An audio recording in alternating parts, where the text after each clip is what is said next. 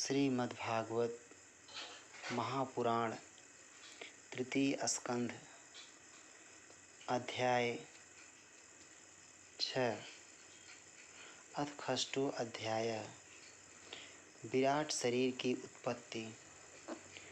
ऋषिरुवाच इति तासां स्वशक्तीनां सतीनां समेत्य सह प्रसुप्तलोकतन्त्राणां निशाम्य गतिमीश्वरः कालसंज्ञां तदा देवीं बिभ्रच्छक्ति मुरुक्रमः त्रयोविंशति तत्त्वानां गणं युगपदाविशत्। मैत्रेय ऋषि ने कहा, सर्वशक्तिमान भगवान ने जब देखा कि आपस में संगठित न होने के कारण ये मेरी महत्त्व आदि शक्तियाँ विश्व रचना के कार्य में असमर्थ हो रही हैं, तब वे काल शक्ति को स्वीकार करके एक साथ ही महत्त्व, अहंकार, पंचभूत, पंच तन्मात्रा और मन सहित 11 इंद्रियां इन 23 तत्वों के समुदाय में प्रविष्ट हो गए। सो अनुप्रविष्टो भगवान चेष्टारूपेण तम गणं भिन्नं संयोजयामास सुप्तं कर्म प्रबोधयन्। उनमें प्रविष्ट होकर उन्होंने जीवों के सोए हुए अदृष्ट को जागृत किया और परस्पर विलग हुए उस तत्व समूह को अपनी क्रिया शक्ति के द्वारा आपस में मिला दिया। प्रबुद्ध कर्मा दैवेन त्रयोविंशति को गणः प्रेरितो अजन यत्स्वा अभिर्मात्राभिर अधिपुरुषम। इस प्रकार जब भगवान ने अदृष्ट को कार्योन्मुख किया, तब उस 23 तत्वों के समूह ने भगवान की प्रेरणा से अपने अंशों द्वारा अधिपुरुष विराट को उत्पन्न किया। हरेण विशता स्वस्मिन्मात्रया विश्वसिगृढः चुक्षोभान्योन्यमासाद्य यस्मिन्लोकाश्चराचराः। अर्थात जब भगवान ने अंश रूप से अपने उस शरीर में प्रवेश किया, तब वह विश्व रचना करने वाला महत्व आदि का समुदाय एक दूसरे से मिलकर परिणाम को प्राप्त हुआ। यह तत्वों का परिणाम ही विराट पुरुष है, जिसमें चराचर जगत विद्यमान है। हिरण्यमयः स पुरुषः सहस्र परिवत्सरान् आंडकोश उवासाप्सु सर्वसत्वोपबृंहितः। जल के भीतर जो अंड रूप आश्रय स्थान था, उसमें वह हिरण्यमय विराट पुरुष संपूर्ण जीवों को साथ लेकर 1000 दिव्य वर्षों तक रहा। स वै विश्वसृजां गर्भो देवकर्मात्मशक्तिमान् विभाजात्मना आत्मानमेकधा दशधा त्रिधा। वह विश्व रचना करने वाले तत्वों का गर्भ कार्य था तथा ज्ञान, क्रिया और आत्मशक्ति से संपन्न था। इन शक्तियों से उसने स्वयं अपने क्रमशः एक हृदय रूप, 10 प्राण रूप और 3 आध्यात्मिक, आधिदैविक, आधिभौतिक विभाग के एष शेष सत्त्वानामात्मांशः परमात्मनः आद्यो अवतारो यत्रासौ भूतग्रामो विभाव्यते साध्यात्मः साधिदैवश्च साधिभूत इति त्रिधा विराट प्राणो 10 विधि एकधा हृदयेन च।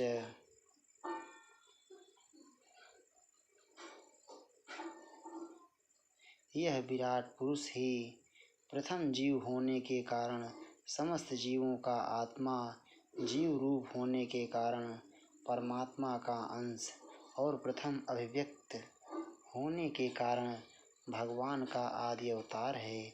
यह संपूर्ण भूत समुदाय इसी में प्रकाशित होता है। यह अध्यात्म, अधिभूत और अधिदैव रूप से 3 प्रकार का, प्राण रूप से 10 प्रकार का और हृदय रूप से 1 प्रकार का है। यहाँ पे 10 इंद्रियों सहित मन अध्यात्म है। इंद्रियां आदि के विषय अधिभूत हैं। इंद्रियां अधिष्ठाता देव अधिदैव हैं तथा प्राण अपान, उदान, समान, व्यान, नाग, कूर्म, कृकल, देवदत्त और धनंजय ये 10 प्राण हैं।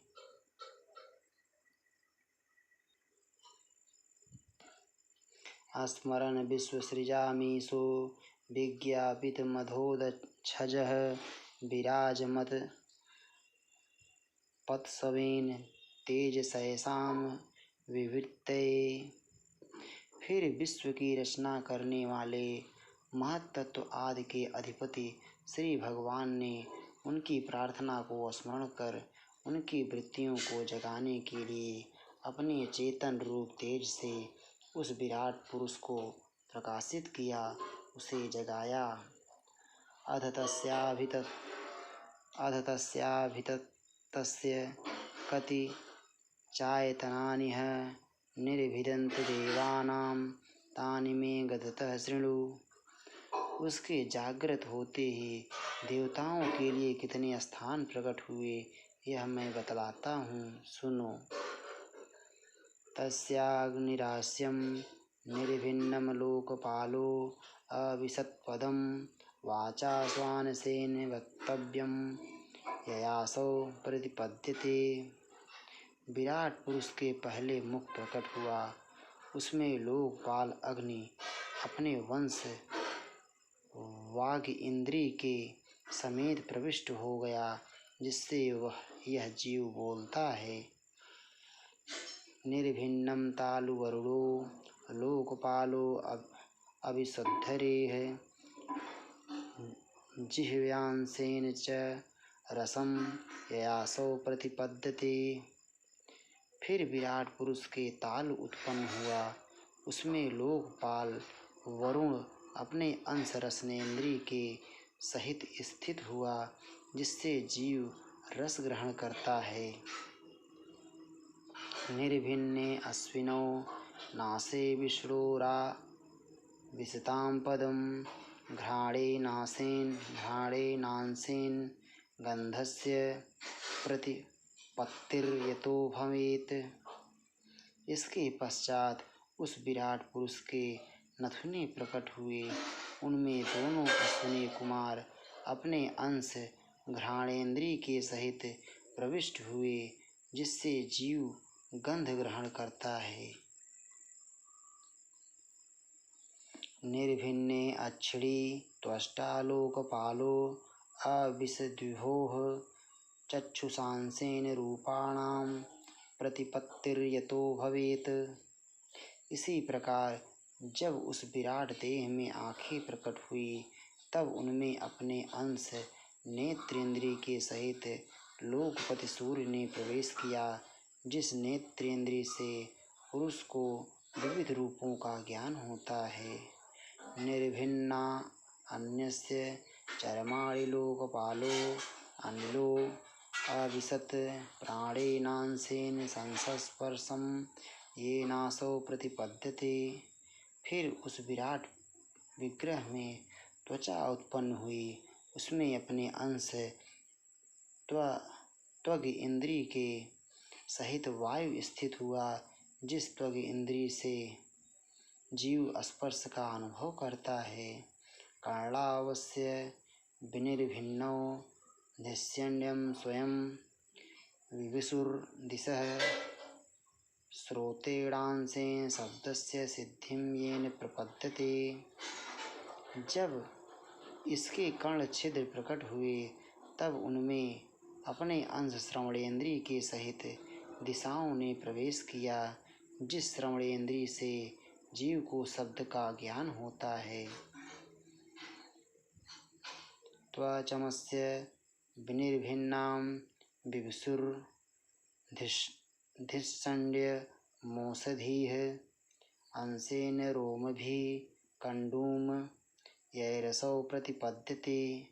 फिर विराट शरीर में चर्म उत्पन्न हुआ, उसमें अपने अंश रोमों के सहित औषधियाँ स्थित हुईं, जिन रोमों से जीव खुजली आदि का अनुभव करता है।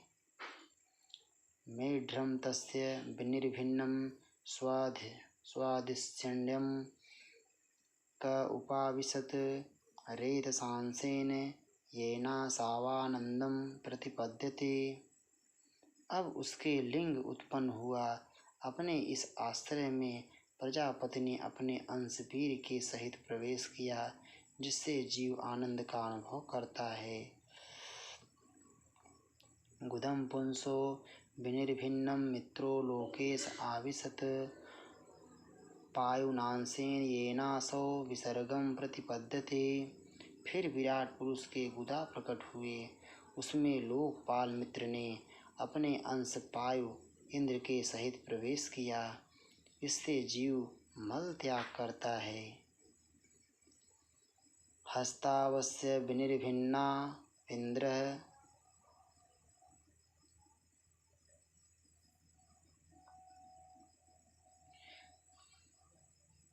स्वरपतिराविशत् वार्त्यांशेन पुरुषो ययावृत्तिं प्रपद्यते। इसके पश्चात उसके हाथ प्रकट हुए, उनमें अपनी ग्रहण त्याग रूपा शक्ति के सहित देवराज इंद्र ने प्रवेश किया। इस शक्ति से जीव अपनी जीविका प्राप्त करता है।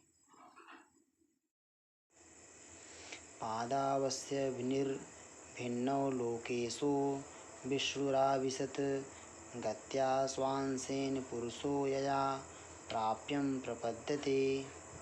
जब इसके चरण उत्पन्न हुए, तब उनमें अपनी शक्ति गति के सहित लोकेश्वर विष्णु ने प्रवेश किया।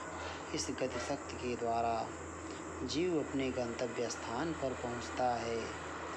बुद्धिं चास्य विनिर्भिन्नां वागीशो निश्चण्यमाविशत् बोधेनांशेन बोधव्य प्रतिपत्तिर्यतो भवेत्।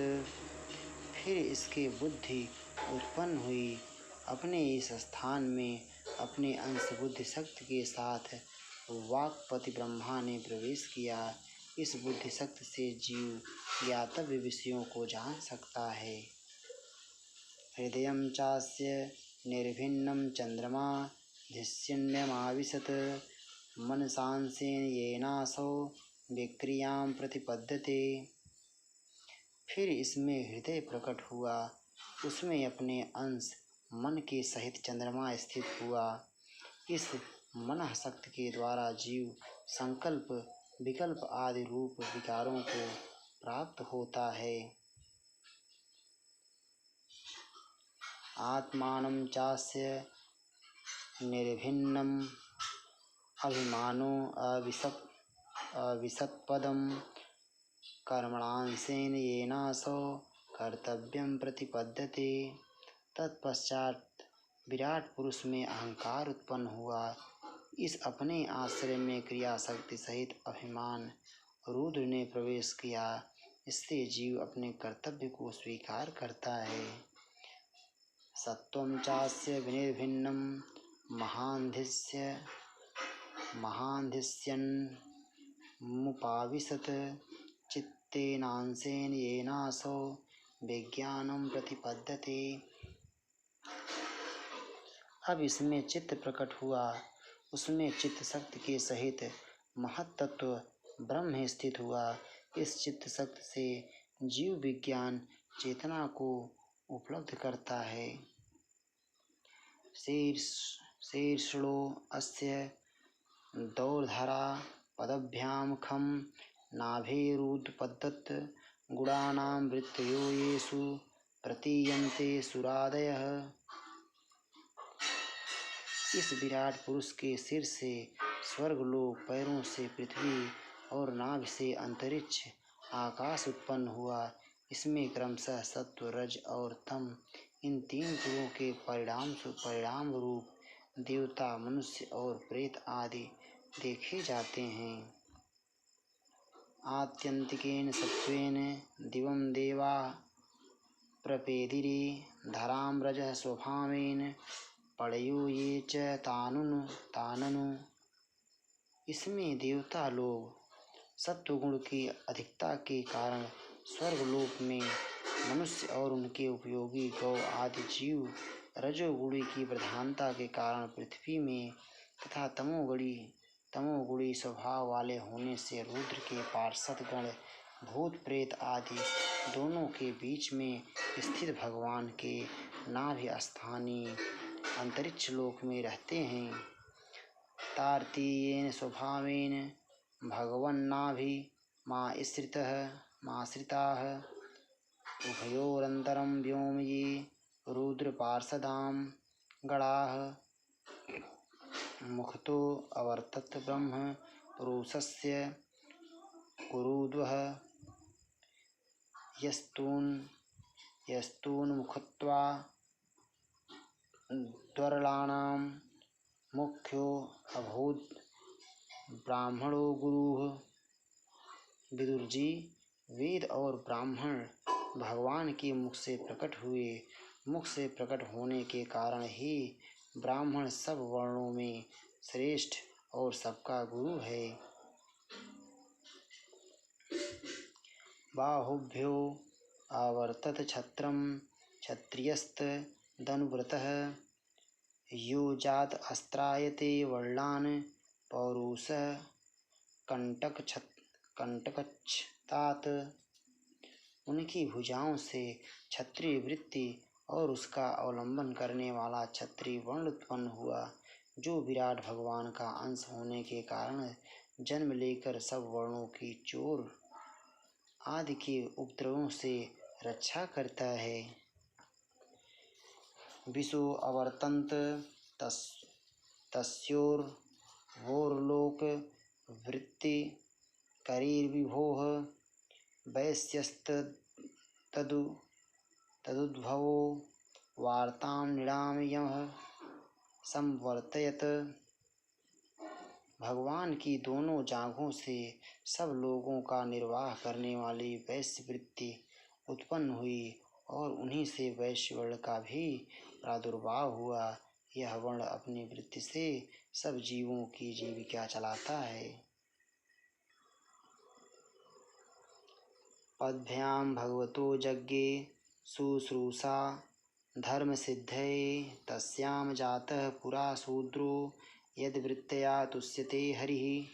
फिर सब धर्मों की सिद्धि के लिए भगवान के चरणों से सेवा वृत्ति प्रकट हुई और उन्हीं से पहले पहल उस वृत्ति का अधिकारी शूद्र वर्ण भी प्रकट हुआ, जिसके वृत्ति से ही श्री हरि प्रसन्न हो जाते हैं।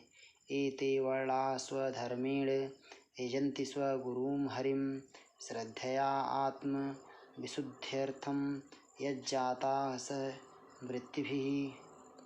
ये चारों वर्ण अपनी अपनी वृत्तियों के सहित जिनसे उत्पन्न हुए हैं, उन अपने गुरु श्री हरि का अपने अपने धर्मों से चित्त शुद्धि के लिए श्रद्धा पूर्वक पूजन करते हैं। एतच्छत्तर भगवतो दैव कर्मात्मरूपिणः कः श्रद्धया दुपाकर्तुं योग माया बलोदयम्। विदुर जी, यह विराट पुरुष काल, कर्म और स्वभाव शक्ति से युक्त भगवान की योग माया के प्रभाव को प्रकट करने वाला है। इसके स्वरूप का पूरा पूरा वर्णन करने का कौन साहस कर सकता है। अथापि कीर्तयाम्यंग यथामति यथाश्रुतं कीर्तिं हरेः स्वां सत्कर्तुं गिरिमन्याभिधासतीम्। तथापि प्यारे विदुर जी, अन्य व्यवहारिक चर्चाओं से अपवित्र हुई अपनी वाणी को पवित्र करने के लिए जैसी मेरी बुद्धि है और जैसा मैंने गुरुमुख से सुना है, वैसा श्री हरि का सुयश वर्णन करता हूँ। एकांत लाभं वचसो नु पुंसां सुश्लोक मौलेर्गुणवादमाहुः श्रुतेश्च विद्वद्भिः रूपाकृतायां कथासुधायामुपसंप्रयोगम्। महापुरुषों का मत है कि पूर्ण श्लोक शिरोमणि श्री हरि के गुणों का गान करना ही मनुष्यों की वाणी का तथा विद्वानों के मुख से भगवत कथा अमृत का पान करना ही उनके कानों का सबसे बड़ा लाभ है। आत्मनो अवसितो वत्स महिमा कविना अदिना संवत्सर सहस्रांते धिया योगवि पक्वया वत्स। हम ही नहीं, आदि कवि श्री ब्रह्मा जी ने 1000 दिव्य वर्ष तक अपनी योग परिपक्व बुद्धि से विचार किया, तो भी क्या वे भगवान की अमित महिमा का पार पा सके। अतो भगवते मायिना अपि मोहिनी यत् स्वयं चात्मवर्तात्मा न वेद किमुतापरे। अतः भगवान की माया बड़े बड़े मायावियों को भी मोहित कर देने वाली है, उसकी चक्कर में डालने वाली चाल अनंत है। अतएव स्वयं भगवान भी उसकी था नहीं लगा सकते, फिर दूसरों की तो बात ही क्या है। यतो अप्राप्य न्यवर्तन्त वाचश्च मनसा सह अहम चान इमे देवास्तस्मै भगवते नमः। जहाँ न पहुँचकर मन के सहित वाणी भी लौट आती है तथा जिनका पार पाने में अहंकार के अभिमानी रुद्र तथा अन्य इंद्रियाधिष्ठाता देवता भी समर्थ नहीं हैं, उन श्री भगवान को हम नमस्कार करते हैं। इति श्रीमद्भागवते महापुराणे पारमहंस्यां संहितायां तृतीय स्कंधे षष्ठो अध्याय। श्री राधा वल्लभ।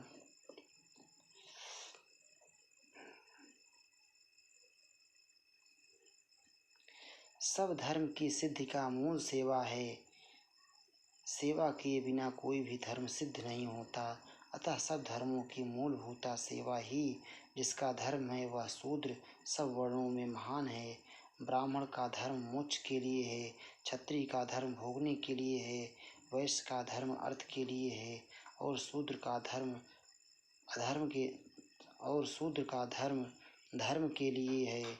इस प्रकार प्रथम 3 वर्णों के धर्म अन्य पुरुषार्थों के लिए हैं, किंतु शूद्र का धर्म स्वपुरुषार्थ के लिए है। अतः इसकी वृत्ति से ही भगवान प्रसन्न हो जाते हैं। श्री राधा वल्लभ।